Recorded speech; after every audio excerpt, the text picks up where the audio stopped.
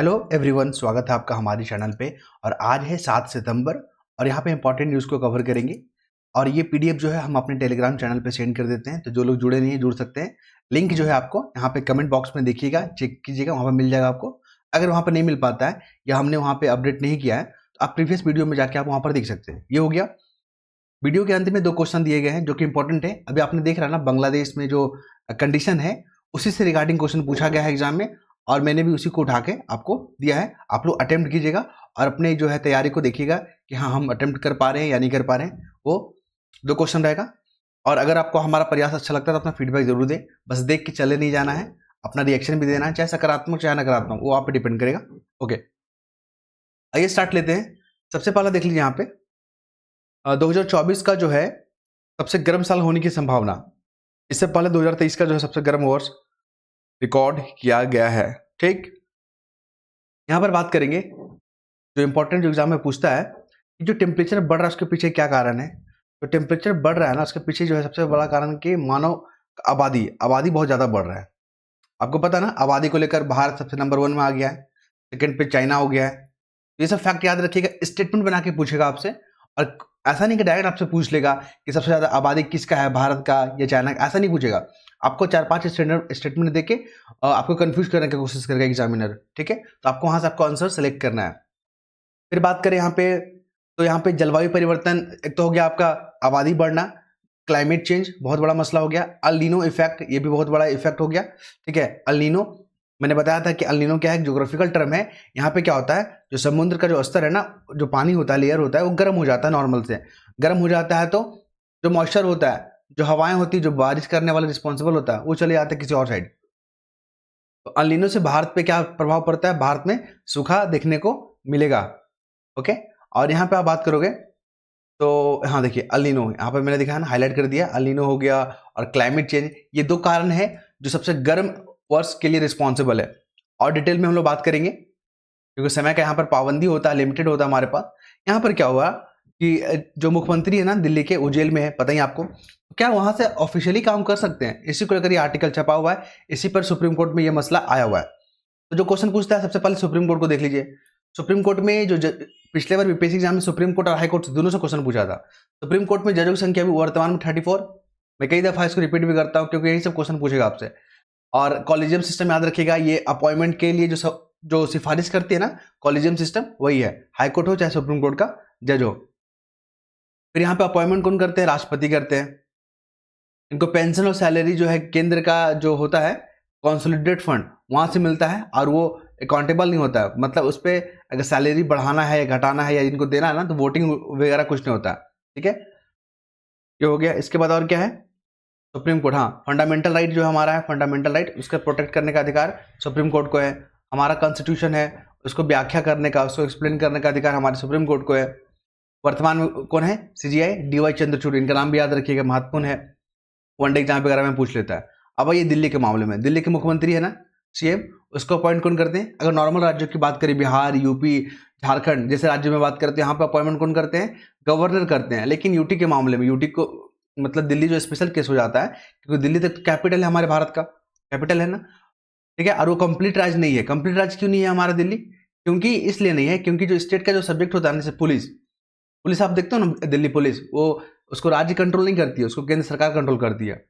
Land जो मसले होते हैं, भूमि भूमि जो अधिकार है, वो भी मामला किसको दिया गया है, वो भी विषय जो है केंद्र को दिया गया है। 2 हो गया।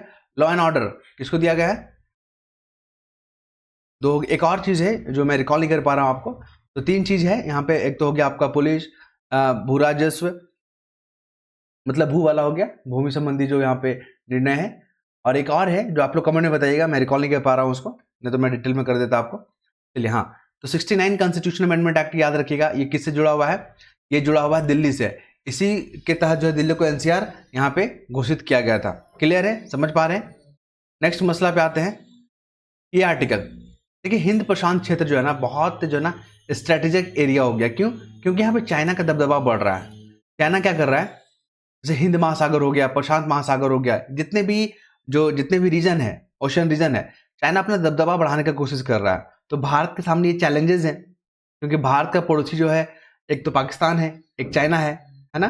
और ये दोनों देश मिलकर क्या कर रहे हैं, जो भारत के पड़ोसी अन्य देश है जैसे नेपाल हो गया, भूटान हो गया, श्रीलंका हो गया, म्यांमार हो गया, बांग्लादेश हो गया, अफगानिस्तान हो गया, मालदीव हो गया, श्रीलंका हो गया, जितने भी नेबर कंट्री भारत के ना, चाइना क्या कर रहा है, इन्फ्लुएंस कर रहा है। पहले तो वहाँ पर गेस्ट के रूप में जाता है पड़ोसी देशों में, ठीक है, और वहाँ से फिर कंट्रोल करता है भारत को घेरने का नीति जो है यहाँ पे अपना रहा है। तो भारत में ऐसे में क्या होगा कि भारत को जल, थल और सेना तीनों जो त्रिकोणीय जो दृष्टिकोण है, तीनों में पारंगत होना पड़ेगा। तो भारत उसी की दिशा में अगर हम देखेंगे तो अभी एक मिसाइल, ये जो पनडुब्बी आप देख रहे हैं ना, अरिहंत, याद रखिएगा ये न्यूक्लियर एनर्जी से ऑपरेट होता है, ये भी याद रखिएगा। और अरिहंत, वो भी जो है ना अरिहंत, ये दोनों जो है पनडुब्बी न्यूक्लियर एनर्जी से ऑपरेट होता है, ठीक है। चलिए आपको यहाँ पर बता दें, तो अभी जो भारत के सामने जो चैलेंजेस है, जो भू राजनीतिक जो उथल पुथल देखने को मिल रहा है, एक तो वैश्विक स्तर पे और एक रीजनल स्तर पे। जैसे बांग्लादेश में ही अभी सत्ता जो है यहाँ पे तख्ता ही पलट गया, ठीक है। तो भारत के लिए बहुत बड़ा चैलेंजेस है कि बताइए भारत का पड़ोसी देश में कोई अन्य देश इंटरफेयर कर रहा है और भारत को खबर ही नहीं है, ठीक है।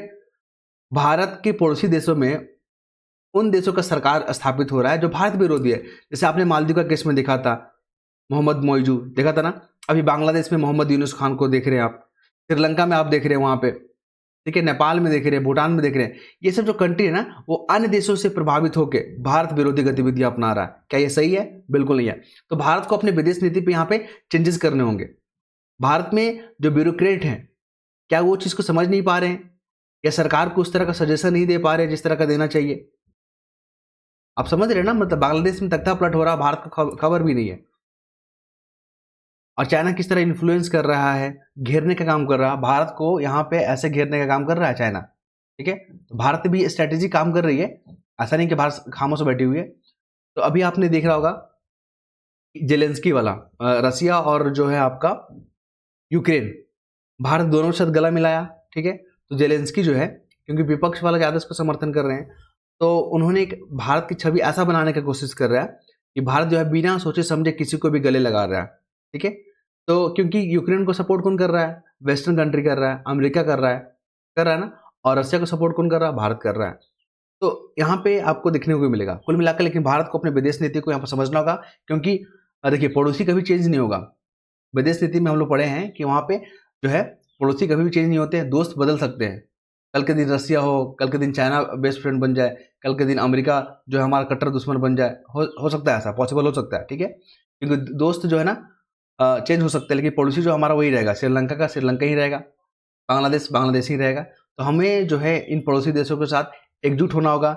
हमें जो है अपना कॉमन एरिया पे काम करना होगा, कहाँ पे हमें कमी देखने को मिल रहा है। तो इस तरह की बातें आपको इस आर्टिकल में पढ़ने को मिलेगा, जो एग्जाम में पूछता है। देख लीजिए यहाँ पे जो है इंपॉर्टेंट मैंने यहाँ पर टिक करके रखा है, मैं दिखाता हूँ आपको यहाँ पे। हाँ, अरिहंत, INS अरिहंत और जो अरिघात है ना, ये दो ऐसे पनडुब्बी हैं जो कि न्यूक्लियर एनर्जी से चलते हैं। याद रखेंगे आप इसको। पोखरण 2 याद रखिएगा। पोखरण 2 जो है ना, हमारा जो न्यूक्लियर टेस्ट वहाँ पे किए थे 1998 में, वो भी याद रखिएगा। ये आर्टिकल में दिया हुआ है, यहाँ पे यही सब चीज़ आपको पढ़ने को मिलेगा। और देखिए अभी चीन क्या कर रहा है, लगातार समुद्री क्षेत्र में स्थिति में बदलने का प्रयास कर रहा है, ठीक है। हिंद महासागर का जो 40% एरिया है ना, वो भारत के पास है। तो चाइना नहीं चाहता है कि जो एशिया में चाइना का कोई कंपटीटर हो, और भारत जो है यहाँ पे ग्लोबल जो है पावर बनने वाला है, आपको ही पता है, ठीक है। तो चैलेंजेस तो आएगी ही आएगी। ये आर्टिकल मैंने आपको दिया है खास करके। यहाँ पे मुझे नहीं पता कि पीटीए में क्या पूछता है, या मैंने जब इस आर्टिकल को पूरा पढ़ा ना, तो ये आपके लिए बहुत महत्वपूर्ण है। आप यहाँ पे जान पाओगे कि चाइना जो इंडिया को कैसे घेर रहा है, क्या स्ट्रैटेजी है चाइना का। वो कैसे डायरेक्ट ना आके, जैसे क्या करता है पाकिस्तान, क्या करता है डायरेक्ट यूज नहीं कर पाता, जानता कि वो जीत नहीं पाएगा, तो आतंकवाद का सहारा लेता है, ठीक है। उसी प्रकार चाइना क्या कर रहा है, जान रहा है कि भारत से हम डायरेक्ट जो है मोल नहीं ले सकते, क्योंकि भारत जो है ना चाइना से ज़्यादा इम्पोर्ट करता है। अगर इम्पोर्ट करता है तो हो सके तो भारत जो यहाँ पे विरोध भी लगा सकता है, रोक भी सकता है इम्पोर्ट को, ठीक है। तो इससे जो वहाँ पे चाइना और भारत के बीच में तनाव देखने को मिलेगा। लेकिन किस प्रकार जो है चाइना क्या कर रहा है कि नेबर कंट्री में जाके, ठीक है, गेस्ट बन के जाता है वहाँ पे, और फिर उसको इन्फ्लुएंस करता है, भारत विरोधी वहाँ पे गतिविधि करवाता है। क्लियर है? तो इस आर्टिकल में आपको यही देखने को मिलेगा। नेक्स्ट मूव करें हम लोग। देखिए जल संकट, ये मेंस का मुद्दा है, जल संकट। आपसे पूछेगा कि जल संकट से आप क्या समझते हैं, क्या क्या चैलेंजेस है भारत के सामने, और भारत सरकार से निपटने के लिए क्या प्रयास या क्या पहल कर रही है राष्ट्रीय अंतर्राष्ट्रीय स्तर पे। जब अंतर्राष्ट्रीय स्तर पे पहल बोलेगा ना तो एसडीजी के बारे में जिक्र कर दीजिएगा। सस्टेनेबल डेवलपमेंट गोल जो पानी से जुड़ा हुआ है, आई थिंक 6 वाला ना एसडीजी गोल, मुझे आप कंफर्म कीजिएगा कि एसडीजी जो 6 गोल है वो पानी से ही जुड़ा हुआ है। तो इसको इंप्लीमेंट करने का भारत जो है प्रयास कर रही है, ये अंतर्राष्ट्रीय प्रयास में लिखिएगा आप, ठीक है। लेकिन आप देख लीजिए जल संकट से क्या होता है, पूरे दुनिया का 18% लगभग आबादी भारत के पास है और फ्रेश वाटर भारत के पास कितना है 4%। अब बताइए 14% का गैप हो गया ना, तो इसी को जल संकट बोलते हैं कि जितना डिमांड है उतना सप्लाई नहीं हो पाएगा भारत के पास, ठीक है।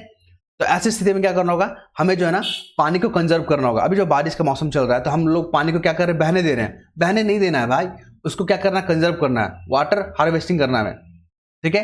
कैसे हम इस टेक्नोलॉजी को अडॉप्ट करें कि पानी को जो है अपने क्षेत्रों तक ही सीमित रखें, ग्राउंड लेवल जो होता है, ग्राउंड में जो वाटर होता है उसको रिचार्ज कर सकें। हमें ऐसे टेक्नोलॉजी को, ऐसे जागरूकता फैलाना होगा ताकि लोग समझ सके पानी का इंपॉर्टेंस। देखिए क्योंकि आप पढ़ रहे हैं, हम पढ़ रहे हैं, हमको पता है, ठीक है, कि हाँ यहाँ पे जल संकट है, लेकिन जो लोग खेती बाड़ी कर रहे हैं उनको उतना टाइम नहीं होता कि ये सब चीज़ को पढ़ पाए, ठीक है। तो ऐसे में क्या होता है, अवेयरनेस करना बहुत जरूरी है, ठीक है। तो इस आर्टिकल में आप जानेंगे कि पानी का बर्बादी कैसे हो रहा है।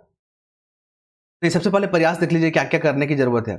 तो हमें जो है ना जल संचयन के लिए जो दुरुपयोग को रोकना होगा। जो हम लोग क्या करते हैं, वेस्टेज करते हैं पानी का, जैसे नहाने का 1 बाल्टी से नहाना होता है तो हम लोग 2-3 बाल्टी नहा रहे हैं, कपड़े धोने में पूरा पानी का बर्बाद कर रहे हैं। ऐसा नहीं करना है, ऐसे टेक्नोलॉजी को अडॉप्ट करना है, ऐसा हमें बिहेवियर में अपनी चेंजेस लाना है कि पानी का कम से कम उपयोग करें, ठीक है। क्योंकि गर्मी के दिन में जो है ना स्थिति बद से बदतर हो जाता है। आपने बैंगलोर का संकट देखा था अभी गर्मी के दिन में, कितना पानी के लिए वहां पर हाहाकार हो गया, ठीक है। ये हो गया। फिर पुनः चक्रण मतलब रिसाइकल करना होगा पानी को, ठीक है, पानी को रिसाइकल करना होगा। जैसे अभी आरओ वाला आप मशीन देखते हैं, जब पानी फिल्टर होता है तो उसमें एक पाइप से पानी जो है ना गिरते रहता है, तो वो लोग क्या करते हैं, कुछ लोग जो है पानी को स्टोर कर लेते हैं और उसको जो कपड़े धोने में, नहाने में उसको यूज कर लेते हैं, और बहुत लोग जो है उसको बेसिन में लगा के पानी को वहाँ पे वेस्टेज कर देते हैं, जो कि नहीं करना चाहिए, ठीक है, क्योंकि जल संकट बहुत बड़ा मसला है ये। फिर यहाँ पर बात करेंगे 4R यूज करना। 4R क्या होता है, यहाँ पे री यूज, रिड्यूस, रिचार्ज और रिसाइकल, ये 4 चीज को याद रखिएगा, इंपॉर्टेंट है। ड्रिप सिंचाई के बारे में बात कीजिएगा। ड्रिप सिंचाई ऐसा है ना कि जो पानी होता है ना वो पौधे की जड़ों में डायरेक्ट पहुंचाया जाता है, उसी को ड्रिप सिंचाई बोलते हैं। उसके बाद देख लीजिए हमारी जो नदी जो है, पानी है, उसको देवी देवताओं की तरह पूजा जाता है। तो उस तरह हमें, जैसे आपने छठ पूजा देखा है, छठ पूजा में क्या होता है, हम लोग तालाबों का पूजा करते हैं, तालाबों को साफ सफाई करते हैं, क्योंकि वो हमारा मैसेज है, वो हमारा नेचुरल पर्व है, ठीक है, कि हम लोग तालाबों को कंजर्व करके रखे। अब छठ के लिए लोग वहाँ पे तालाब ही गायब हो गया है, जो नदियाँ होता था वो नदियाँ ही सूख गया है, लोग मजबूरन छतों पे कर रहे हैं। अपने कल्चर को भी तो प्रिजर्व करना है, और कल्चर को प्रिजर्व करेंगे तो हमारा तालाब जो है ऑटोमेटिक प्रिजर्व हो जाएगा। ओके, ये हो गया। साथ ही हम लोग बात करेंगे नर्मदा, गोदावरी, जितनी भी नदियाँ, उसको माँ का दर्जा दिया जाता है, हम लोग माँ की तरह पूजते हैं उसको, ठीक है। तो ये आर्टिकल आप पढ़ सकते हैं, मेंस में बहुत हेल्प करेगा आपको। नेक्स्ट मूव करते हैं हम लोग फॉरेन एक्सचेंज रिजर्व। ये आते रहता है, हर महीने में अपडेट होता है। भारत के पास $683 अरब हो चुका है, ओके। और आपको बता दें इसमें 4 चीज होता है, एक तो गोल्ड होता है, इसमें फॉरेन करेंसी एसेट होता है, थर्ड नंबर पे कौन सा होगा, IMF के पास जो रिजर्व है वो हो गया, और साथ में SDR बॉक्स, ये चारों इंक्लूड होता है। ये क्वेश्चन बीपीएससी में पिछला बार पूछा गया था। कार्बन फाइबर पढ़ लीजिए। देखिए कार्बन फाइबर क्या है, ये नॉन मेटल होता है, धातु होता है, और इसका जो यूज है ना, इसका जो यूज है अगर हम लोग बात करें तो यहाँ पे जो है अंतरिक्ष में इसका यूज होगा, इंजीनियरिंग क्षेत्र में यूज होगा, ठीक है, कार्बन फाइबर का। आपको बताएंगे कैसे बनता है कार्बन फाइबर, अंतरिक्ष में, सिविल इंजीनियरिंग में, ठीक है, धातु के जो है विकल्प के रूप में इसका यूज किया जाएगा। और अभी हम लोग कार्बन फाइबर क्या करते हैं, इंपोर्ट करते हैं अमेरिका से, फ्रांस से, जापान से, ठीक है। इससे हमारा, अगर हम लोग इसमें अपना ही इनिशिएटिव ले लेंगे, अपना ही प्रोडक्शन करेंगे कार्बन फाइबर का, तो हमारा बहुत सारा जो रिजर्व बचेगा। क्लियर है? चलिए, तो टेक्नोलॉजी जो कपड़ा होता है उसको याद रखिएगा। जैसे कि डायपर वगैरह भी पहले हम लोग क्या करते हैं, इंपोर्ट करते थे, अब उसका प्रोडक्शन हम लोग भारत में ही कर रहे हैं। PLI स्कीम के बारे में भी पिछले बार बीपीएससी एग्जाम में पूछ लिया था, प्रोडक्शन लिंकेज इनिशिएटिव। ये जो है ना देश में जो है घरेलू इन्वेस्टमेंट को क्या करता है, अट्रैक्ट करता है और यहाँ पे काम करता है। ओके, नेक्स्ट मूव करें हम यहाँ पे। देखो अपना देश जो है ना, अभियान किसका है, केंद्रीय पर्यटन मंत्रालय का। ये एग्जाम में इंपॉर्टेंट है, और इसके तहत जो है ना बहुत सारी जगह को चिन्हित किया जा रहा है कि उसको किस क्षेत्र में डेवलप किया जाए। जैसे कि वेडिंग टूरिज्म हो गया, ठीक है, वेलनेस टूरिज्म हो गया, बहुत सारे यहाँ पे आप आर्टिकल में पढ़ सकते हैं, और ये PDF भेज देंगे आपको टेलीग्राम चैनल पे। अब हम लोग बात कर रहे हैं यहाँ पे उद्योग को यहाँ पे बढ़ाने के लिए, इंडस्ट्री को यहाँ पर प्रमोट करने के लिए अपने देशों में। तो अभी देख लीजिए एक स्कीम है, मतलब एक IMEEC, ठीक है, India middle east economic corridor, ये इंपॉर्टेंट है। इससे जो है ना इंडिया और जो वेस्टर्न एशिया है और यूरोप को जोड़ने का काम किया जाएगा। ये इंपॉर्टेंट है, ये आर्टिकल मुझे लग रहा है बीपीएससी में इस पर टारगेट करेगा इसे पूछने का। उसके बाद आ जाइए मोहम्मद यूनुस, जो कि अब बांग्लादेश का सरकार अभी यही संभाल रहे हैं। तो यहाँ पे जो है ना दक्षिण जो सार्क है ना, सार्क, उसको यहाँ पे फिर से पुनः एक्टिव करने की बात की जा रही है। इसमें 8 मेंबर हैं, याद रखिएगा, 1985 में बना था सार्क। और इसमें जो है ना रीजनल जो प्रॉब्लम है उसको सॉल्यूशन की बात करता है। यहाँ पे मोहम्मद यूनुस आपको बता दें, ये गरीबी निवारण में SHG सेल्फ हेल्प ग्रुप देखे ना, और माइक्रो फाइनेंस देखे ना, इनके लिए इनको नोबेल प्राइज मिला था, याद रखिएगा। ये क्वेश्चन भी मैंने आपको दिया है प्रैक्टिस करने के लिए, आप लोग जवाब दीजिएगा उसका। अभी देश में जो 95% जो जिला है हमारे देश में, वहाँ पे बाढ़ और सूखी जैसी समस्या देखने को मिल रहा है, बिल्कुल मिल रहा है, जिसमें कि बिहार, आंध्र प्रदेश, उड़ीसा, गुजरात, राजस्थान, उत्तराखंड जैसे तमाम राज्यों में आप देख सकते हैं, ठीक है। ये क्वेश्चन आपके लिए 1991 में जो है जो इकोनॉमिक पॉलिसी अपनाया गया था, इसमें क्या था आपको बताना है, कमेंट जरूर कीजिएगा आप लोग। इनमें से जो गरीबी निवारण के क्षेत्र में किस और सेल्फ हेल्प ग्रुप के क्षेत्र में कौन कौन ऐसा विचार दिए थे, तो आपको बताना है कौन इनके क्या बोलो इसको, इनको जो विचार करने वाले कौन व्यक्ति थे, मोहम्मद यूनुस, वेंकैया नायडू, एस चक्रवर्ती। ये तमाम फैक्ट मैंने आपके साथ शेयर किया। आई होप आप लोगों को अच्छा लगा होगा। तो अपना कमेंट, अपना फीडबैक जरूर दें।